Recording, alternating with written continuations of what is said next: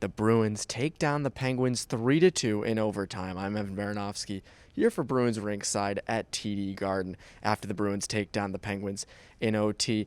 After giving up the late lead in the third period, Rask obviously gets injured or looked to get injured on that first goal, and then the second goal goes in after Kapanen burns McAvoy. So things were not looking good. And then the Bruins came back in overtime. And then obviously the 3-0 the Penguins had in overtime and didn't score on. There was a lot to take away. Let's get right into tonight's takeaways. Let's start with the good stuff.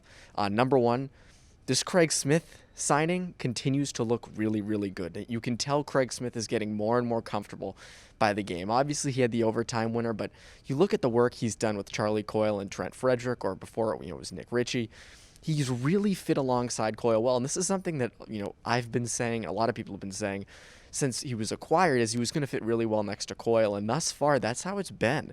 The shot, he shoots from everywhere. The guy is a missile, and I think that the way he fits next to Coyle is really good. Now, Bruce Cassidy did have Coyle up with Bergeron and Marchand after DeBrusk got hurt, which we'll get to in a second.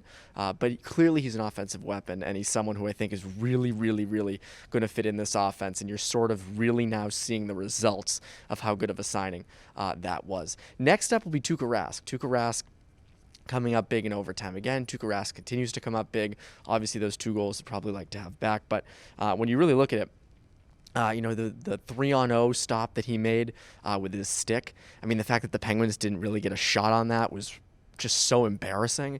But at the end of the day, he did make the stick stop there. It's unclear whether he got Malkin's shot. It hit right above his glove or right next to his glove on his left shoulder. At least that's what it looked like. And then it went off the crossbar. Maybe someone has a better replay of that, but from up above, I thought it hit his shoulder first. But overall, Rask continues to play really, really, really well. He played really well during the game as well. Certainly had a lot of shots on him. So Rask continues to play well. Tuukka Rask continues to play well, which is not a surprise, but he's still playing well.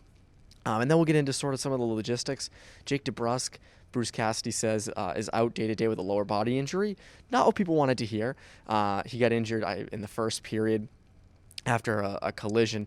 Cassidy says he doesn't really know much else aside from the lower body injury. They obviously use that to kind of be a little bit vague, but Cassidy said he didn't really know anything about it after coming in after the win. And he says, right now they don't really know what they're going to do to replace DeBrusk during the game. They kind of jumbled up the lines a bunch. They had Bjork doing some shifts higher in the lineup. They had Jack Studnicka going around a little bit. He was up with the first line for a little while. Craig Smith was up with Bergeron and Marchand. So there was a lot of lineup tinkering.